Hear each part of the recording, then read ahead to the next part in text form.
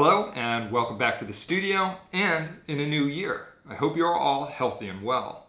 Today we're going to be talking about a new PC build, and not just any build, but one for my good friend Patrick Slayze. He's been thinking about getting a new gaming rig.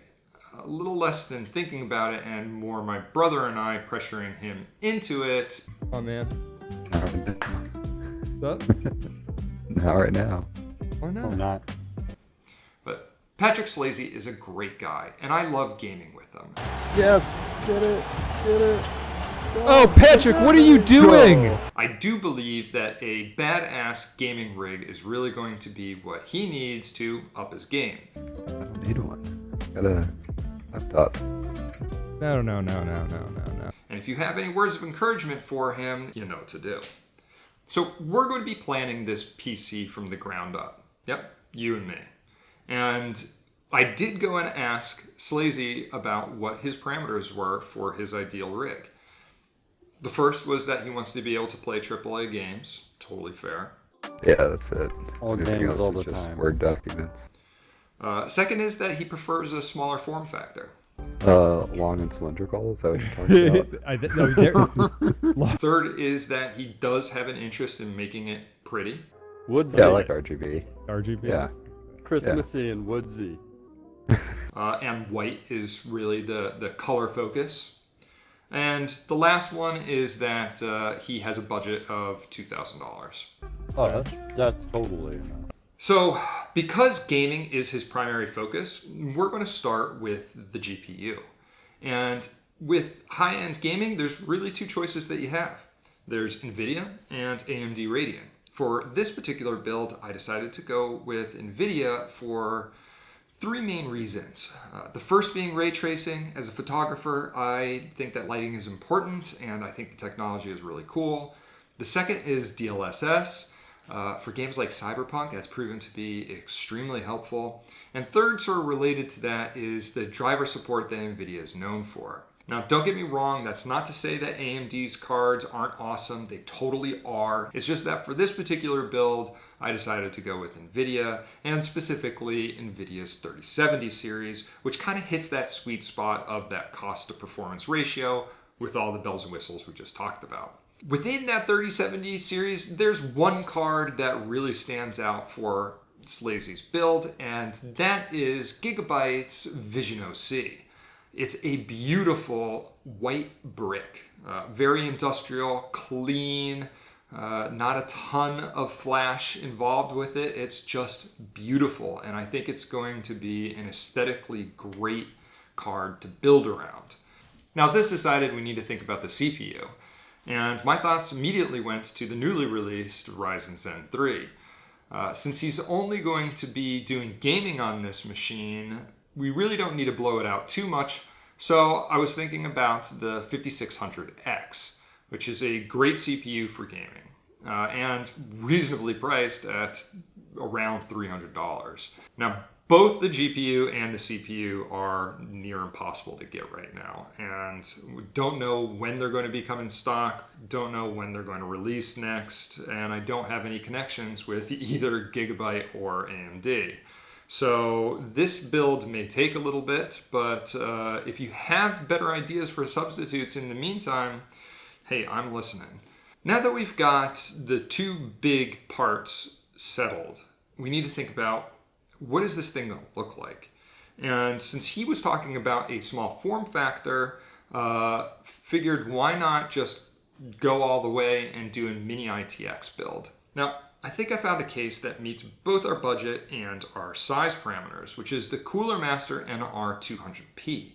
Now, it's a really sleek looking case in white that has two options, one for mesh siding for better airflow and one for a tempered glass window if you want to see the pretty machine that we're going to build. Not just that, but I think the lines and that white color would look amazing with the Vision OC.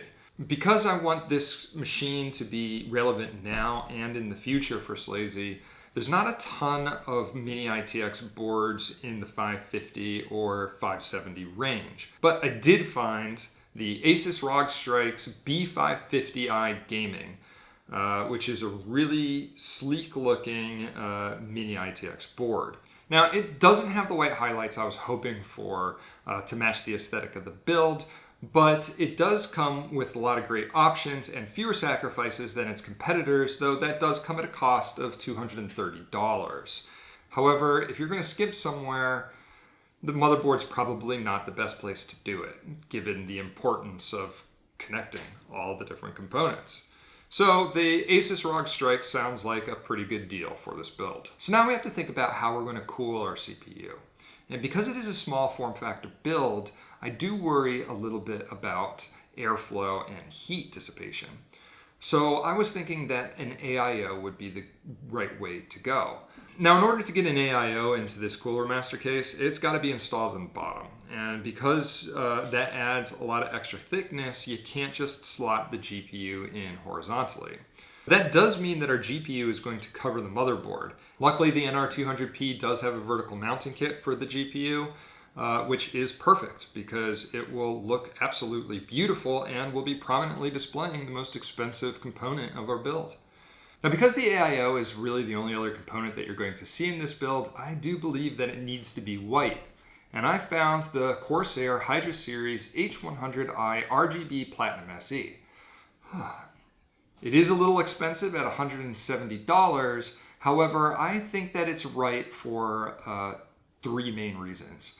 One is for an AIO, you want to go with a reliable brand, and Corsair is that. Second is that it does have a low profile pump that's going to go over our CPU, which is great because we're not exactly sure what kind of clearance we're going to get from the card to the motherboard.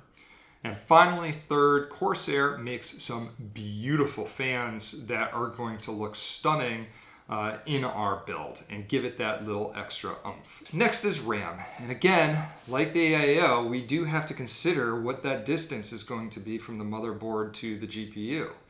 So I decided to play it safe and go with a low profile option with the HyperX Fury Black 3600 32 gigabyte set of two sticks. Now, I'm thinking 3600 because AMD Ryzen Zen 3s perform better with higher frequency RAM, as well as 32 gigabytes so that Slayze is going to have more than enough now into the future, considering that there are only 2 RAM slots on a Mini ITX board. This 32 gigabyte kit, it's going to come in at a cost of about $160.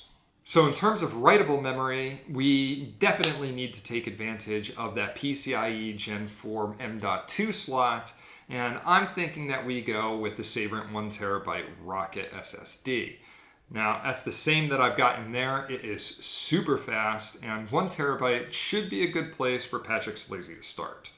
And this comes in at $170. Now, we do need a way to power this machine, and because it's such a small case, we got to go with an SFX form factor power supply unit. Luckily, I did find the EVGA SuperNOVA 650 GM.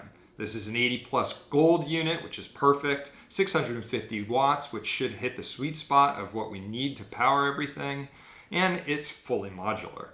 So it should make building that much easier, especially since we're not going to have a ton of space to hide all of these wires. And this comes in at about $126. For now, that's pretty much all we need. Now, there's definitely going to be a few other details that we're going to want to pull this thing together. Definitely some sleeved extension cables to keep the aesthetics nice and clean and tight. And maybe a fan controller or way to daisy chain RGB. We'll know that a little bit more as we move along. But for now, our total comes out to $1,884.91 before tax.